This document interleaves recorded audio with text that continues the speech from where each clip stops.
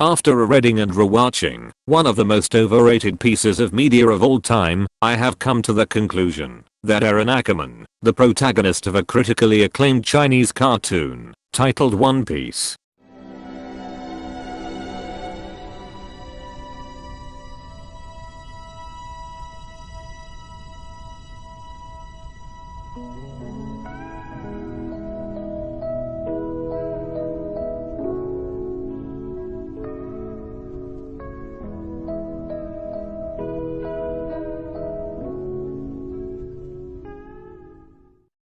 is objectively a terrible antagonist. Why? Well, before I answer that question, I would like to thank my sponsor, Full Metal Alchemist Brotherhood, the greatest anime of all time, because my animalist told me so. Now Eren Yeager is a terrible antagonist, and that is because he was never the antagonist in the first place. Let me say that again for the people in the back who voted Eren Yeager for both Best Protagonist and Best Antagonist of 2021 in Crunchyroll, that Eren Smith is not the antagonist of Attack on Titan, regardless of the fact that he became villainous in the final season.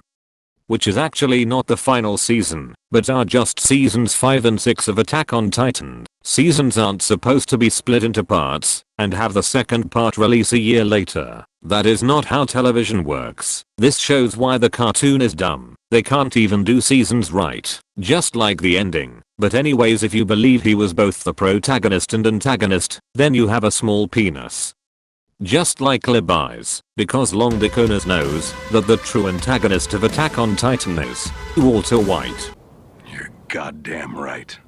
Surprisingly, that is not even one of the more well-known plot twists in Attack on Titan. Out of all the masterful Attack on Titan plot twist, that proves Attack on Titan is peak fiction. Yes, I'm talking about those godly plot twist that made Stephen Hawking walk again. Bruh. And Stephen King stop cocaine. Those plot twists did not surprise me. Genuinely, I'm in the belief that Attack on Titan is not that unpredictable. The reveal that Annie Arlott is the feminist giant did not surprise me. The reveal that Rainer and Bertholdt are the armored and colossal titan, that somehow shocked every human being to the point of reaching orgasm, even though that fact was already obvious in the beginning, from the similarities in the appearances of Rainer and the colossal titan. Well, to be fair, this also works for Annie, but it was just more obvious for Rainer, unfortunately. And there was also 69 million instances where both the manga and anime gave us hints that they were indeed the armored and colossal titan. So obviously that plot twist did not surprise me. In fact, it would have surprised me if they weren't the titans. Also, the basement reveal did not surprise me either, but the reveal that Barack Obama does not pick up cotton actually surprised me. Stop the cap. Stop the cap right now. Stop the cap. No bullshit, bro. But now that I have explained why Eren Braun is a terrible antagonist with irrefutable facts in great detail, comparable to how detailed Isayama's art is, I will now proceed to explain why Eren Braun is a terrible protagonist. But to do that, I will need to use advanced mathematics. What?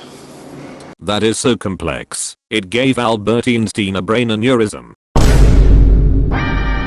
So Eren is obviously his first name, and Eren is a word that contains 4 letters, 2 of which are vowels, and the remaining 2 are consonant. So 4 plus 2 plus 2 equals 8. And we all know that there are 8 parts in JoJo's Bizarre Adventure. Well, for now, but we all know the second best JoJo part is part 4, and if we subtract 4 from 8 it equals to 4, so the answer is 4, but 4, as we all know, means death.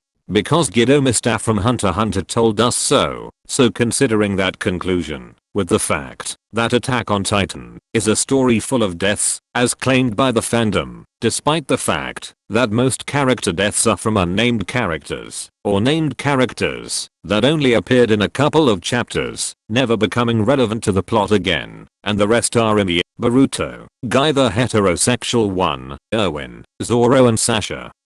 If we exclude the manga, that is. So basing off of my scientific analysis, we can conclude that Attack on Titan is death. And Attack on Titan means Eren Kruger in Latin, meaning Eren Kirstein's death himself. And we all know death sucks for the reason that no one wants to die, because that one character from Monster told us so. So with all of these overwhelming irrefutable facts that I have presented, I have concluded that Eren Fritz sucks.